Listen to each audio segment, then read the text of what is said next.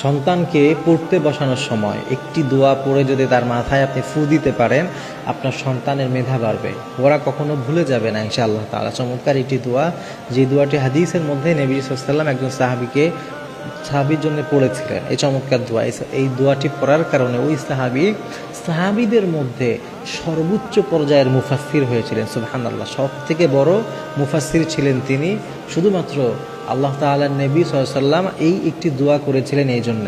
এই জন্যে মা বোন যারা আছেন, বাবারা যারা আছেন, যাদের সন্তান আছে, বাবা মায়েরা তাদের সন্তানের জন্য এই দোয়ার আমলটি করবে। অনেক সময় অনেক মায়েরা বোনেরা আমাদেরকে ফোন করেন যে হুজুর, ছেলের তো মেধা ভালো না, কেউ বলে হুজুর ও পড়তে চায় না, পড়ায় মন বসে না, কি করলে ও ভালো পড়তে পারবে, পড়ায় মনোযোগ বসবে?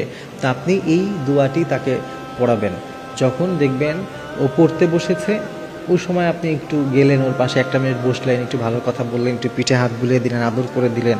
মাথায় হাত বুলিয়ে দেওয়ার সময় এই ছোট্ট 2-3 শব্দের এই দোয়াটি পড়ে ওর মাথায় ফু দিবেন এবং আল্লাহর কাছে চাইবেন যে হে আল্লাহ, আমার ছেলের মেধাটা বাড়িয়ে দিন, পড়ায় মনোযোগ দিয়ে দিন। এবং শুধু দুনিয়াবি পড়াই শেখাবেন না, আখিরাতের, ইসলামের, দ্বীনের ব্যাপারে যত পড়াশোনা এগুলো ওকে করাবেন ইনশাআল্লাহ। দোয়াটা হচ্ছে আল্লাহুম্মা ফাক্কিহু ফিদ্দীন, আল্লাহুম্মা ফাক্কিহু ফিদ্দীন।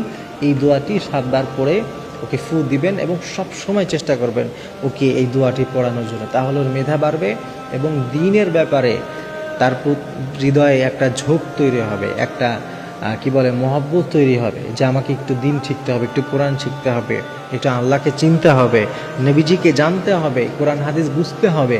এই জিনিসগুলো তো আমাদের ছেলেরা এখন বুঝতে চায় না। একটু যাও পড়াশোনার প্রতি একটু মনোযোগ এখনও বাকি আছে, সেটুকু জেনারেল পড়তে শেষ করে, ওইটাও পড়ুক, আমাদের ওইটাও দরকার, ডাক্তারও আমাদের দরকার, ইঞ্জিনিয়ারও দরকার, কিন্তু প্রত্যেকটা মানুষকে একজন মুসলিম হিসাবে আল্লাহকে জানাটা আরও বেশি দরকার।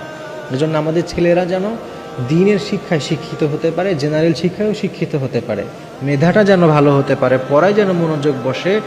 এই জন্যে আমরা এই দোয়াটি করব এবং ওর জ্ঞান যেন আল্লাহ অনেক বেশি বাড়াতে থাকে। জ্ঞানের তো শেষ নাই, লিমিট নাই, ওর জ্ঞান যেন আরও বৃদ্ধি পেতে থাকে। এই দোয়াটা আপনি পড়বেন এবং আপনি আপনার সন্তানকেও শেখাবেন। আপনি নিজেই যে শুধু বারবার ওকে পড়ে ফু দেবেন এমন না, ও নিজেও পড়লো ওর নিজের জন্যে, দুইজনেই পড়লেন, দুইজনেই আমল করলেন। এইভাবে বেশি বেশি ইনশাআল্লাহ চেষ্টা করবেন আমল করার।